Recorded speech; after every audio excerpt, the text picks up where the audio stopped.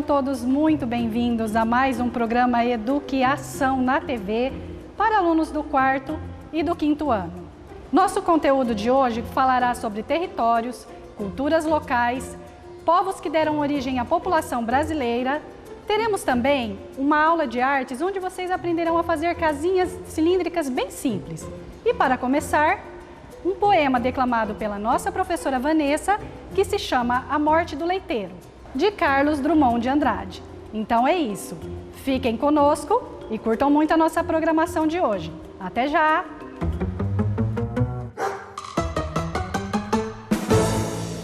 A Morte do Leiteiro, Carlos Drummond de Andrade. Há pouco leite no país, é preciso entregá-lo cedo. Há muita sede no país, é preciso entregá-lo cedo. Há no país uma legenda, que ladrão se mata com tiro. Então, o moço que é leiteiro, de madrugada com sua lata, sai correndo e distribuindo leite bom para gente ruim. Sua lata, suas garrafas e seus sapatos de borracha vão dizendo aos homens no sono que alguém acordou cedinho e veio do último subúrbio trazer o leite mais frio e mais alvo da melhor vaca para todos criarem força na luta brava da cidade. Na mão, a garrafa branca não tem tempo de dizer as coisas que lhe atribuo. Nem o moço, nosso leiteiro Ignaro, morador na rua Namur, empregado no entreposto com 21 anos de idade, sabe lá o que seja impulso de humana compreensão. E já que tem pressa, o corpo vai deixando à beira das casas uma apenas mercadoria. E como a porta dos fundos também escondesse gente que aspira ao pouco leite que há no país, avancemos por esse beco, peguemos o corredor, depositemos o litro. Sem fazer barulho, é claro, que barulho nada resolve. Meu leiteiro tão sutil, de passo maneiro e leve, antes desliza que marcha. É certo que algum rumor sempre se faz. Passo errado, vaso de flor no caminho, algum cão latindo por princípio ou um gato quisilento. E há sempre um senhor que acorda, resmunga e volta a dormir. Mas este entrou em pânico. Ladrões infestam o bairro. Não quis saber de mais nada. O revólver da gaveta saltou para sua mão. Ladrão se pega com tiro. Os tiros na madrugada liquidaram meu leiteiro. Se era noivo, se era virgem, se era alegre, se era bom, não sei. É tarde demais para saber. Mas o homem perdeu o sono e de todo foi para a rua. Meu Deus, matei um inocente. Bala que mata gatuno também serve para tirar a vida de nosso irmão. Quem quiser que chame médico. Polícia não bota a mão neste filho de meu pai. A noite geral prossegue. Amanhã custa chegar. Mas o leiteiro estatelado, ao relento, perdeu a pressa que tinha. Da garrafa estilhaçada no ladrilho já sereno, escorre uma coisa espessa, que é leite, é sangue, não sei. Por entre objetos confusos, mal redimidos da noite, duas cores se procuram, suavemente se tocam, amorosamente se enlaçam, formando um terceiro tom, a que chamamos aurora. Incrível esse poema do Drummond, não é mesmo? Eu não sei se passa um filme na cabeça de vocês, mas pelo menos comigo isso acontece todas as vezes que eu ouço ou que eu leio esse poema. O Drummond escreveu isso em 1945, mas a gente poderia dizer que foi na semana passada, não é mesmo? E aí vocês podem falar, nossa professora, semana passada, mas eu nunca ouvi falar de leiteiro, nem conheço quem é um leiteiro, que é um leiteiro. Mas será que o Drummond está falando só de leiteiro? Será que nós não podemos pensar em outras questões? É por isso que o Drummond é um dos nossos maiores poetas, porque em seus poemas, em suas crônicas, ele consegue trazer temas que são relacionados à nossa essência humana para serem discutidos agora, atualmente. Com esse poema, nós poderíamos passar aqui muitas horas conversando sobre tudo que ele nos proporciona. Mas uma delas, que é a nossa impulsividade. Quantas vezes vocês já não ouviram alguém dizer que uma pessoa se acidentou porque outra atravessou um pare ou ultrapassou o sinal vermelho. Isso acontece muito. Não só a violência com as armas de fogo, mas esta outra violência que também é comum. E isso é causado por nossa impulsividade. Nós agimos muitas vezes pela emoção e não pela razão. E o Drummond vem nos propondo isso, uma reflexão, para a gente pensar um pouquinho. Nós adultos sempre temos isso, ficamos pensando, tentando agir mais com a razão do que com a emoção. E vocês que são crianças e estão crescendo, também podem fazer o mesmo. Por exemplo, nós estamos passando por um período de pandemia. Quantas pessoas não estão ficando doentes porque outras acham que não é necessário o isolamento, ou que podem passear, ir ao shopping, não usam a máscara, enfim. Nós precisamos agir de acordo com a razão, de acordo com as regras, de acordo com aquilo que é estabelecido para o bem comum. Esse poema, ele nos proporciona um pouquinho disso. Eu espero que vocês tenham gostado do poema e que leiam um pouco mais do Drummond. A obra dele é uma obra muito vasta e apesar de ele ter nos deixado em 1987, parece que ele está escrevendo ontem. Essa obra é uma obra muito real. Um abraço e até breve.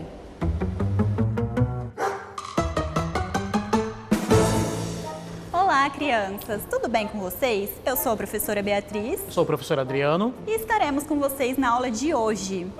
Vocês conhecem o país em que moramos? O Brasil? O Brasil é um país grande ou pequeno? E ele está localizado em qual continente? E a população? Somos muitos ou poucos? De onde essas pessoas vieram?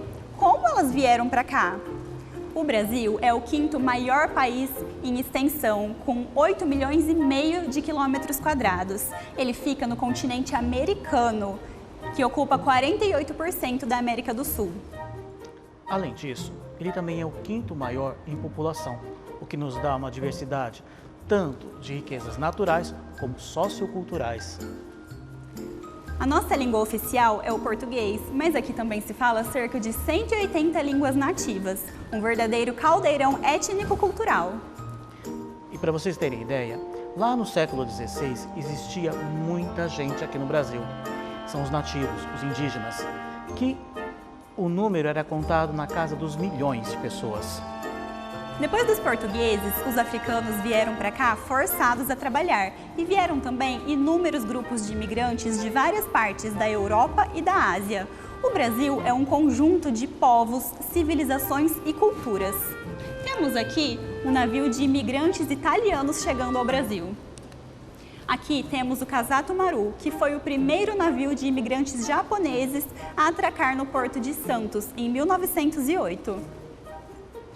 Pessoal, assim como o Brasil é um conjunto de mistura de povos, Rio Preto também é assim. Nós temos várias pessoas de vários lugares. É claro, nem sempre foi assim. Começou a aumentar a população a partir de 1912, com a chegada do trem de ferro, que trazia as pessoas para cá. Os primeiros habitantes da nossa cidade vieram de Minas Gerais, 10 anos antes da fundação do nosso município. O primeiro censo demográfico, que é a contagem de pessoas de uma região, demonstrou em 1852 que os primeiros imigrantes ainda não haviam chegado por aqui. Mas isso não ficou por muito tempo. A partir de meados de 1900, chegaram aqui em Rio Preto os primeiros imigrantes árabes. E como eles eram excelentes comerciantes, logo, em pouquíssimos anos, dominaram todas as ruas de comércio de Rio Preto. Com a Primeira Guerra Mundial, vários italianos e japoneses que estavam refugiados vieram para o Brasil atraídos pelas terras férteis da nossa região, principalmente para trabalhar nas plantações de café. Depois, intensificou-se o processo de migração interna, em 1960, e ocorreu o êxodo rural, quando as pessoas saem do campo e vão para as cidades brasileiras. Bom, pessoal, aí nós estamos vendo que cultura, pelo menos no Brasil, é feita da integração de povos, que todas as etnias deram a sua contribuição. Vamos falar um pouquinho sobre cultura? Você sabe o que é cultura? Será que cultura é o que a gente aprende na escola? Todo mundo tem uma cultura? A cultura pode estar presente nos museus, nas bibliotecas, na rua, nos centros sociais. A cultura está por toda parte. É a música que você escuta e dança, é a comida que você come. A cultura é aquilo que a sua família te ensina e até o que você cria. Cultura é um conceito amplo que abrange crenças, costumes, tradições. O que a Bia está dizendo é que a cultura é um patrimônio social. Você, na sua família, no seu grupo, aquilo que você estuda, as regras da sua família, as regras da sua comunidade, a sua crença, sua religião, os símbolos como sinais e também as palavras que certos grupos pequenos falam. Além disso, a cultura também está na culinária e até nas roupas que você veste. Temos também a arte, que é a forma que o ser humano usa para expressar as suas emoções, a sua história e a sua cultura. Ela pode estar presente na arquitetura, na dança, no teatro. Imagina como seria a nossa vida sem arte? Não dá, Bia, não dá. Seria muito chato. Mas vamos falar de uma coisa bem pertinho? Vocês sabiam que o teatro é uma forma de manifestação artística e cultural? Pessoal, teatro é uma forma de arte onde os atores contam uma história e eles buscam tirar de vocês, espectadores, emoções. Aqui em Rio Preto, nós temos uma ligação muito forte com o teatro. Nós temos até um festival internacional de teatro. Mas, para vocês entenderem melhor, Bia, vamos dar um passeio?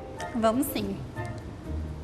Em Rio Preto, nós temos a Casa de Cultura de Norado Vale, que abriga o principal núcleo de arte da cidade, que é a Escola Municipal de Artes.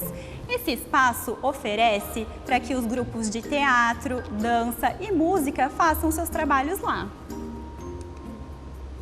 Temos também o Teatro Municipal Humberto Sinibaldi Neto, o Anfiteatro Nelson Castro. Temos também o Teatro do SESI, Serviço Social da Indústria, que também oferece, além de trabalhos educacionais, muita coisa cultural. Temos também o SESC, que atua no campo da cultura e oferece espetáculos para diversas faixas etárias e estratos sociais. Temos o Teatro da Unip e o Teatro Paulo Moura, que oferece peças e muitas vezes as escolas municipais são convidadas para essas peças. Você já foi até o Teatro Paulo Moura? É importante dizer que vários desses espetáculos são de graça, basta você se informar. Nós já falamos sobre isso, mas temos também o FIT, Festival Internacional de Teatro, que é realizado pela Prefeitura de Rio Preto, junto com o SESC São Paulo. E, como o próprio nome diz, traz peças teatrais do Brasil e do mundo. E apresenta aqui em Rio Preto, em diversos locais, céu aberto e outros locais, peças maravilhosas, espetáculos incríveis, a preços acessíveis e muitas vezes de graça. Mas infelizmente este ano ele está suspenso. Por causa do Covid, assim como outros eventos no Brasil e no mundo, ele está suspenso para a segurança tanto dos atores como do público. Exatamente. Precisamos respeitar o isolamento social para evitarmos ainda mais o contágio do coronavírus. Professor Adriano, você sabia que somos e fomos formados por diferentes grupos étnico-raciais, como os indígenas, os africanos, os europeus, asiáticos? Vamos falar agora sobre algo muito especial e que é de uma riqueza incalculável. E o que seria? São as africanidades brasileiras. Vocês sabem o que são as africanidades? Eu vou chamar agora duas professoras, a Inês e a Carol, para ajudar vocês a entenderem sobre a nossa africanidade. Por hoje, nós ficamos por aqui. Até mais! Tchau! Olá, eu sou a professora Inês. E eu sou a professora Carol. Você conhece o lugar que está aqui nesse mapa? É o continente africano. A África tradicional e moderna possui uma grande variedade de cultura e língua. E essa diversidade veio para o Brasil durante o período de colonização. Porém, quando falamos de africanidades brasileiras, estamos nos remetendo às heranças deixadas por africanos homens, mulheres e crianças. E vocês aí de casa? Vocês sabem o que herdamos da cultura dos povos africanos? O mundo da música afrodescendente é enorme. Vamos ver. Olha os instrumentos. Tem o cachixi, tem o chequerê, tem pandeiros e outros mais. Berimbau. O berimbau é um instrumento utilizado para criar o ritmo que acompanha os passos da capoeira. A capoeira é uma mistura de dança e arte que foi criada pelos escravos na época do Brasil colonial. Você sabia disso, professora? Sabia. Professora, você conhece algumas palavras assim que foram trazidas da África pra gente? Várias, professora Inês. Entre elas, farofa, fubá, quibebe, jabá. Nossa, dá até uma faminha. E pra música, temos samba, maracatu, maculelê. Calma, calma. Realmente, são uma infinidade de palavras. Agora, professora Inês, vamos falar um pouquinho mais sobre africanidades? Vamos falar da música. Na música, a cultura africana contribuiu com os ritmos que são a base de boa parte da música popular brasileira. Os gêneros musicais coloniais de influência africana, como o lundu, eles deram toda a base rítmica do machixe, do samba, da bossa nova e outros gêneros musicais. Professora Carol, aqui em Rio Preto, quais são as instituições voltadas às africanidades? Você conhece? Conheço sim. Você sabe, professora Inês, que temos um lugar muito interessante aqui em Rio Preto, que é o Conselho Afro. Este conselho, professora, ele tem como objetivo propor e mediar políticas públicas de igualdade racial e combater o racismo. Racismo, muito triste esse termo, mas infelizmente muito importante de ser discutido. Carol, nós temos também o NUP. O NUP é o Núcleo Negro da Unesp para Pesquisa e Extensão. Esse núcleo, ele tem em vista desenvolver e estimular atividades de extensão e de pesquisa sobre temas ligados à questão do negro. Temos também o CEL. O CEL das Artes, ele é muito importante, professora Inês. Você conhece? Lógico que eu conheço. O espaço fica no bairro Nova Esperança. Além do CRAS, ele tem salas multiuso, com biblioteca, com telecentro, tem cine-teatro com ar-condicionado, tem pista de skate, tem playground, quadra de areia, tem um monte de coisas. Olha, lá são oferecidas muitas oficinas. Deixa eu ver se eu lembro de todas. Tem break, tem dança contemporânea, tem dança do ventre. Muito legal, podemos ir lá. Temos balé, temos coral, uma infinidade de oficinas. E professora Inês, uma coisa muito interessante na nossa cidade é o gosto eclético da nossa população.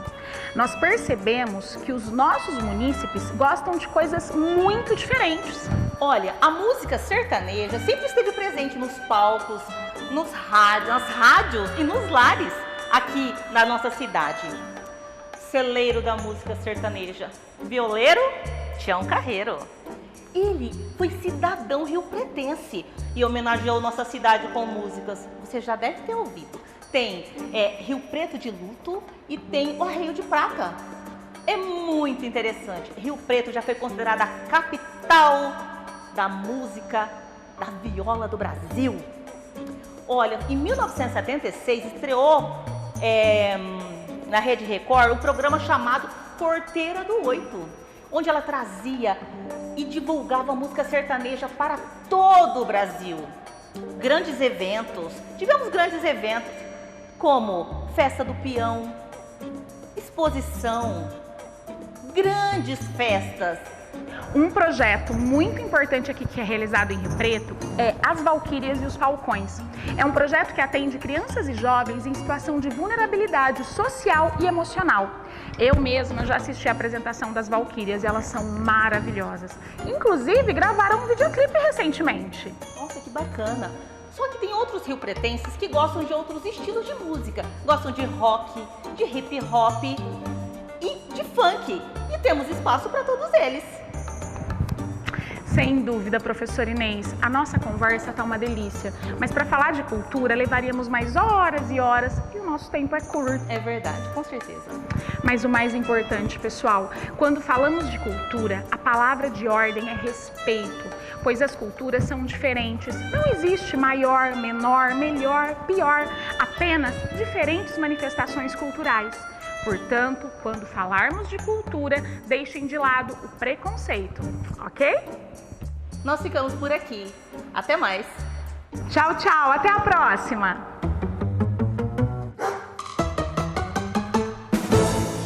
Olá, crianças, tudo bem? Eu sou a professora Viviane e no quadro Fazendo Arte de hoje, nós falaremos um pouco sobre moradia e vida social dentro dela, tá? Aprenderemos um pouco sobre a história da sociedade e como ela influencia na moradia de hoje em dia. Para a aula de hoje, nós faremos uma casa cônico-cilíndrica que é típica do Quênia. As professoras que vieram na aula anterior, a Carol e a Inês, já falaram sobre a importância da cultura do mundo e da nossa cidade. Agora nós daremos continuidade e mostraremos a vocês o quanto a cultura dos povos influencia na nossa sociedade e na nossa moradia. Uma coisa que nós não podemos esquecer é do respeito. Nós devemos respeitar a cultura de todos, a moradia de todos, a cultura dos povos e da sociedade e não devemos julgar ninguém, tudo bem? Então vamos começar pensando sobre as casas. As casas que vocês moram mesmo, as casas dos vizinhos, como elas são? Vocês pensam que as casas do mundo todo são iguais? Todas as casas do Brasil são idênticas? Nós sabemos que não, não é mesmo? Eu vou mostrar a vocês agora um pouquinho dos tipos de casas e quais são os materiais que nós usamos para construir cada uma. Nós devemos nos lembrar que, como sociedade, os nossos costumes influenciam também na nossa moradia e na construção das nossas casas.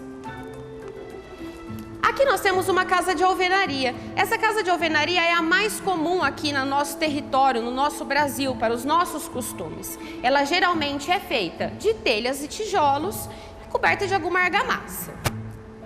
Os edifícios, que também nós conhecemos muito bem, por que eles foram construídos? Nós gostaríamos de falar um pouco sobre eles, porque é a maior concentração de pessoas dentro de uma mesma construção.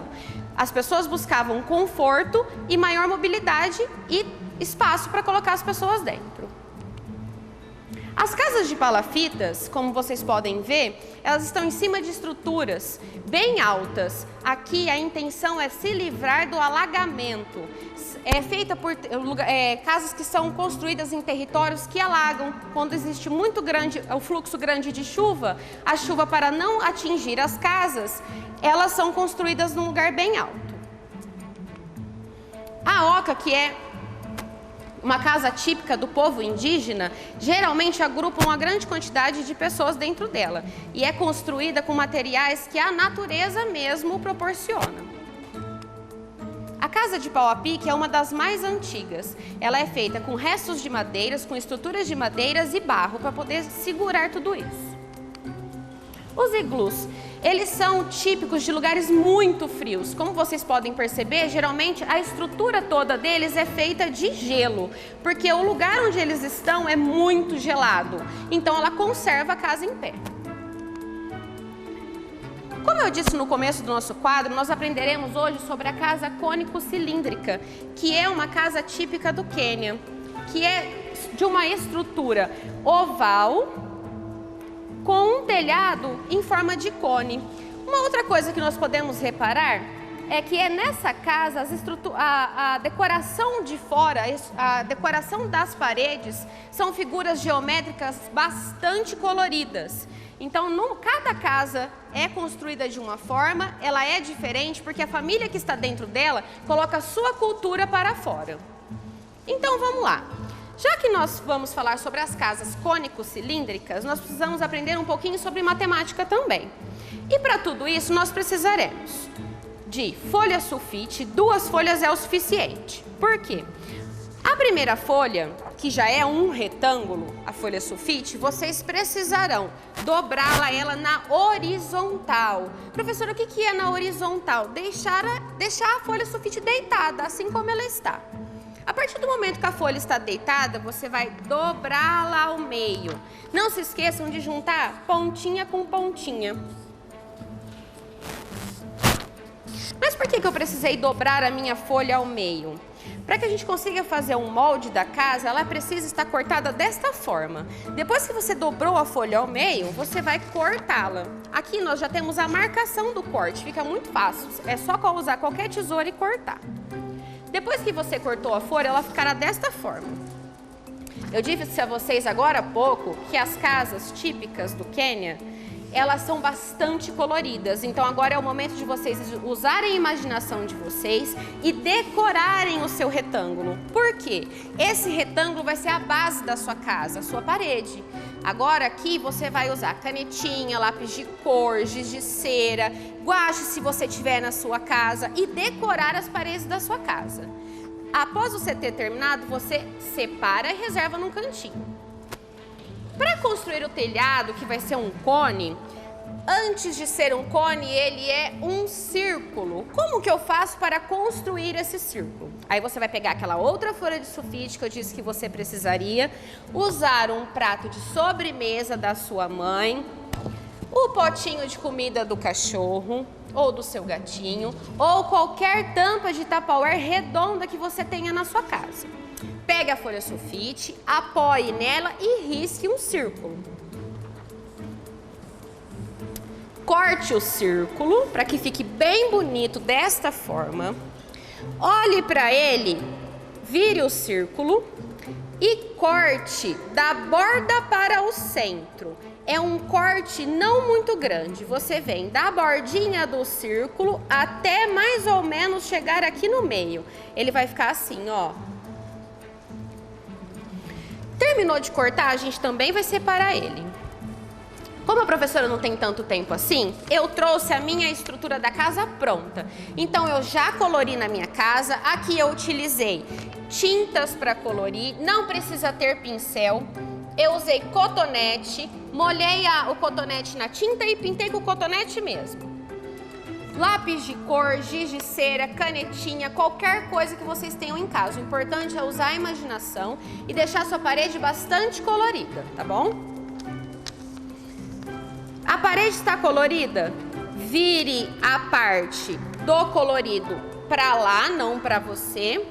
Pegue uma ponta, a outra ponta e faça o movimento de envolver um no outro. Agora, neste momento, vocês precisam grudar uma parte na outra. Tanto faz. Ou você pode usar cola normal branca que você tenha na sua casa, ou fita, qualquer tipo de fita, que o importante é que você segure uma parte na outra. Aqui, para segurar a minha casa, a minha parede, eu estou usando fita crepe, tá? É bem simples e bem fácil. Eu só coloquei a fita na parte de cima e na parte de baixo.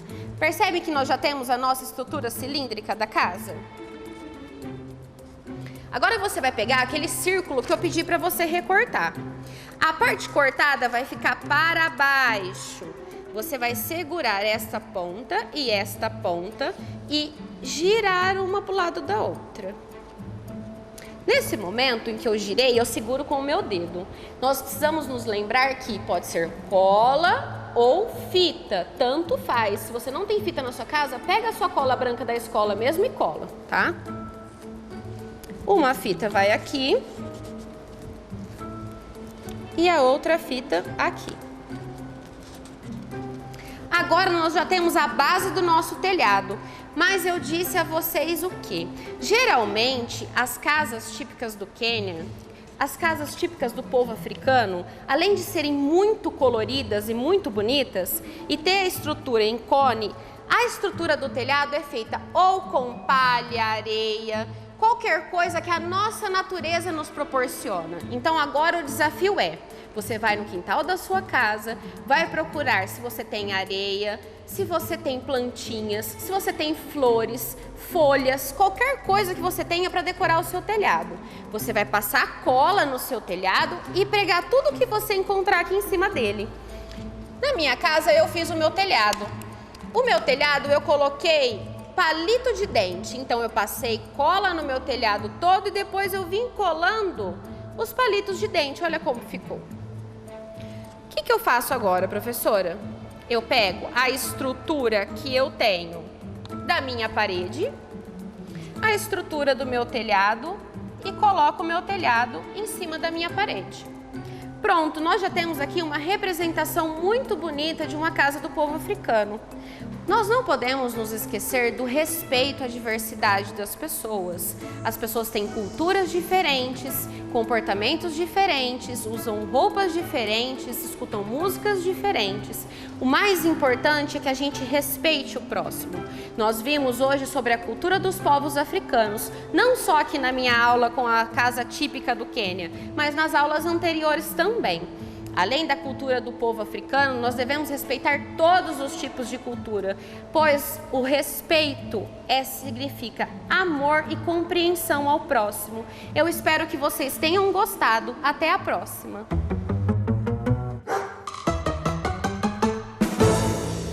Olá, pessoal! Tudo bem com vocês? Comigo está tudo ótimo. E com você, professor Luiz? Oi, pessoal. Comigo está tudo bem, espero que com vocês também. Professora Luciana, você lembra da nossa última aula? Claro, como eu poderia esquecer? Nós falamos sobre a relação humana com a natureza e que na antiguidade os povos da nossa espécie retiravam e consumiam da natureza tudo de maneira ecologicamente correta, professor Luiz. E olha, se nós somos parte da natureza e consumimos tudo que a natureza nos dá, então precisamos preservá-la, não é mesmo? Exatamente. E eu lembro que fizemos uma pergunta para o pessoal de casa a respeito dos povos originários brasileiros. Eu pesquisei e descobri que são os povos indígenas. Eles foram os primeiros habitantes do nosso país. Quando ocorreu a ocupação do Brasil por Portugal, lá em 1500, eles já estavam aqui e a população indígena daquela época era cerca de 5 milhões de pessoas. De acordo com o último censo demográfico, a população indígena atual é de aproximadamente 897 mil pessoas, apresentando também 305 etnias diferentes e 274 línguas diferentes também. Meu Deus, quanta coisa! E olha, Luiz, cada uma delas possui as suas linguagens próprias.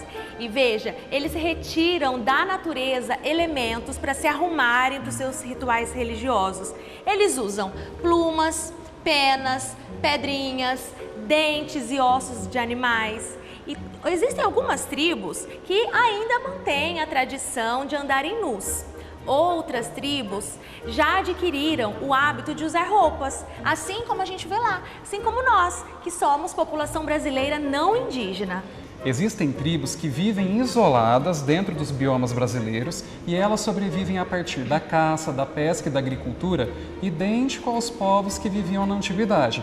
E devemos sempre lembrar que elas vivem assim por escolha, então não cabe a nós julgar, muito menos permitir ou falar que eles devem mudar seu hábito de vida. E da mesma maneira que existem indígenas que possuem hábitos urbanos e isso não os tornam menos indígenas. Eles podem praticar e eles praticam as religiões e os seus costumes dentro das cidades e nós devemos respeitá-los e inclusive incentivar, porque, professor, é essa diversidade cultural que faz o nosso país ser tão maravilhoso. Verdade.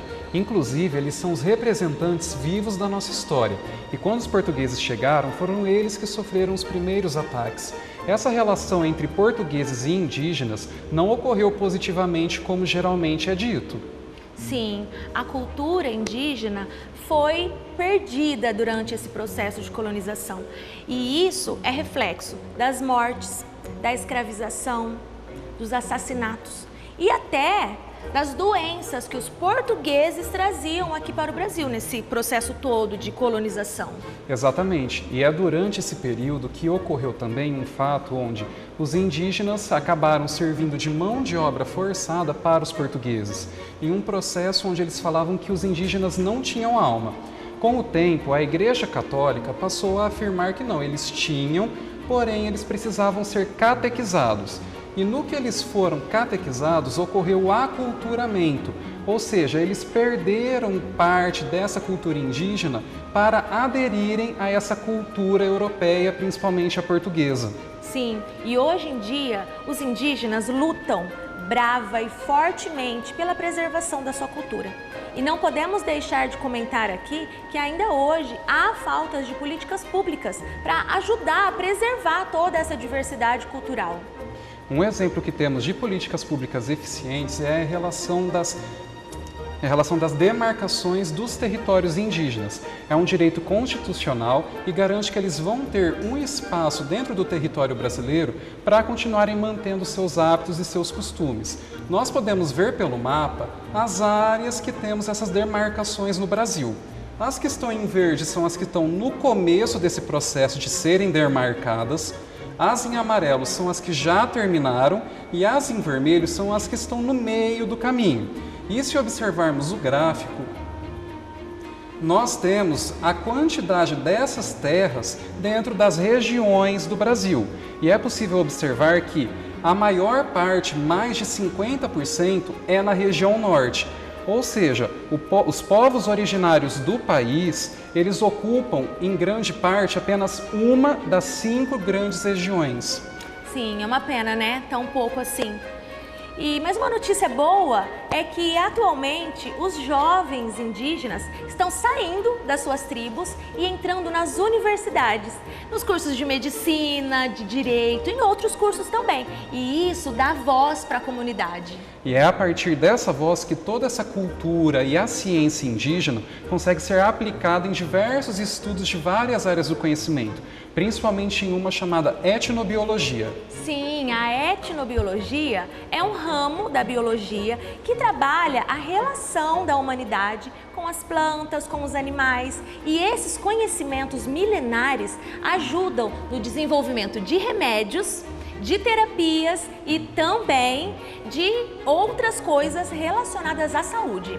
Perfeito. E outro aspecto cultural dos indígenas é em relação à arte.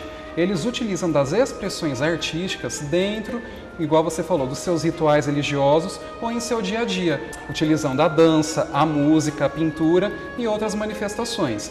Lembrando que cada etnia, cada grupo indígena possui a sua própria cultura com o seu próprio significado.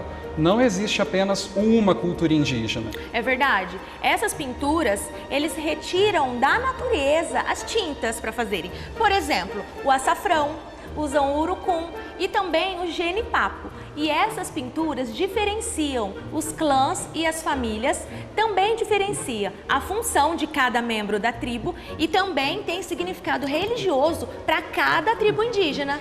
E a respeito dessa religião, nós temos um significado do aculturamento da cultura indígena, porque o que acabou acontecendo é, durante o processo de colonização, os indígenas eram proibidos de manifestarem as suas religiões, porque era dito que era uma outra visão de mundo e também uma outra religião, sofrendo inclusive punições caso a praticassem. Sim, talvez por isso que hoje em dia a gente não conhece tão a fundo a história indígena, não é?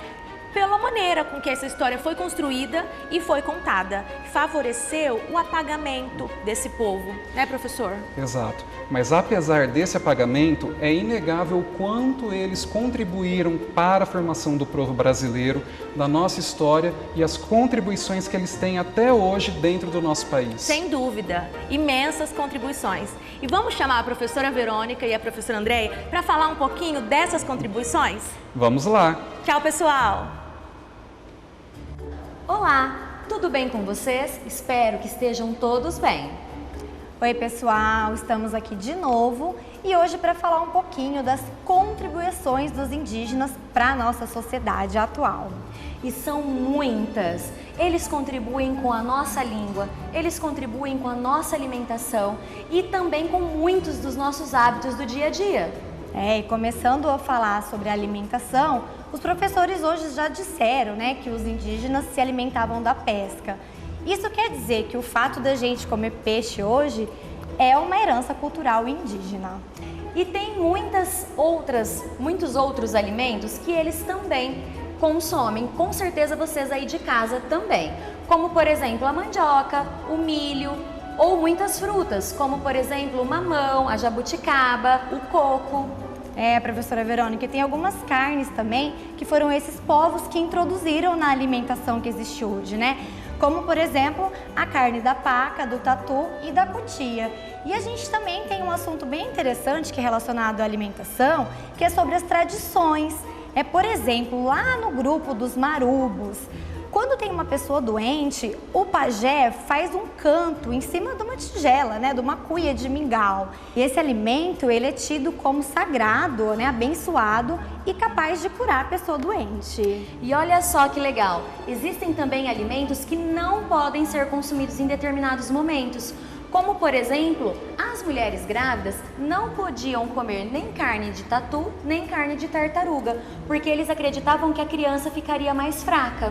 E até hoje a gente vê isso acontecer em muitos lugares, As pessoas não permitirem que as mulheres que acabaram de dar à luz comam determinados alimentos, Porque elas acreditam que a criança pode sofrer aí alguma consequência, pode fazer mal a essa criança. Olha, Andréia, que legal então.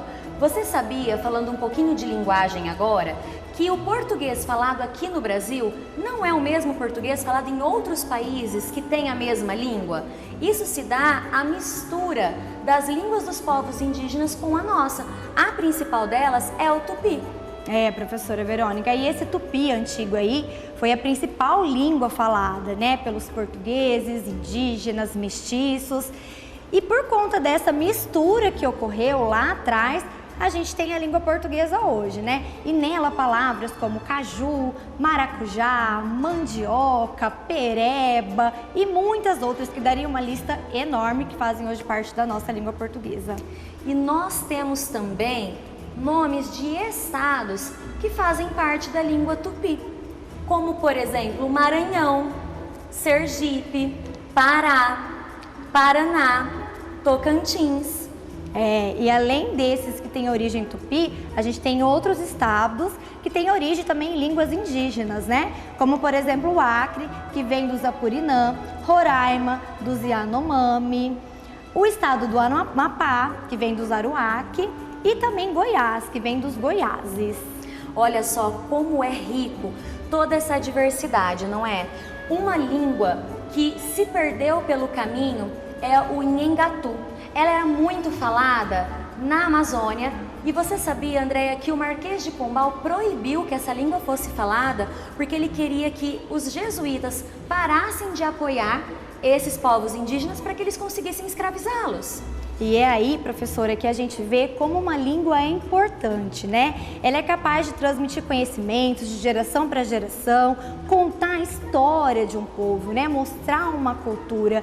E isso é provado quando alguém quer enfraquecer um povo tirando a sua língua, A gente pode até comparar isso com a extinção de algumas espécies de plantas ou animais, porque toda a comunidade, toda a população, a humanidade sofre prejuízos. Isso mesmo. Olha como é rico toda essa mistura. Mas vamos pensar um pouquinho. E no nosso dia a dia, tem hábitos que vocês fazem, que nós fazemos, que fazem parte da cultura indígena? Tem outros hábitos que são ainda mais comuns, Vamos pensar aí o pessoal de casa. Se aí na casa de vocês têm o costume de tomar algum chá de alguma erva, como erva doce, boldo, camomila. Se sim, esse é mais um hábito trazido aí por esses povos. Outro hábito, Andréia, é o de tomar banho todo dia. Quem toma banho em casa todo dia? Espero que todo mundo.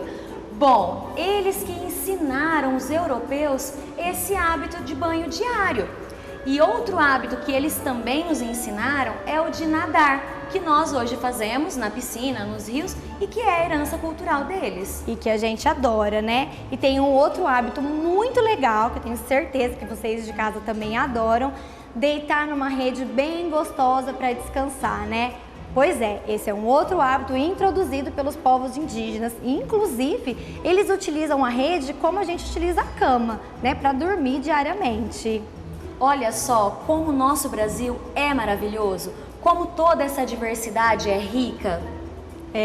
E a gente tem que pensar que mesmo tendo falado de tudo isso hoje, ainda existe muita luta, por parte desses povos, para eles conseguirem manter suas tradições e para eles terem direito, por exemplo, a terras. Olha só que interessante, Andréia, porque muitas pessoas são contra a demarcação de terras indígenas. Elas acreditam que a terra está atrapalhando, deixar a terra com o indígena está atrapalhando o desenvolvimento econômico do nosso país e que seria muito melhor que essas terras ficassem com a agropecuária. Mas quando a terra é demarcada, é visível a preservação que acontece. Por isso é tão importante a gente conhecer a história do nosso país, né? E falando em tudo isso, é importante também a gente lembrar que outros povos contribuíram ricamente para a nossa sociedade hoje e ainda sofrem preconceito e discriminação, como é o caso da população negra que veio trazida da África, vieram trazidos como escravos. E olha só, Andréia, eu tive uma ideia. Que tal se todos nós pesquisássemos sobre a cultura africana e sobre a influência dela na nossa vida? Muito bom, vamos fazer esse trabalho então, pessoal de casa, os professores, para a gente discutir esse tema num próximo encontro. Até a próxima. Tchau, tchau.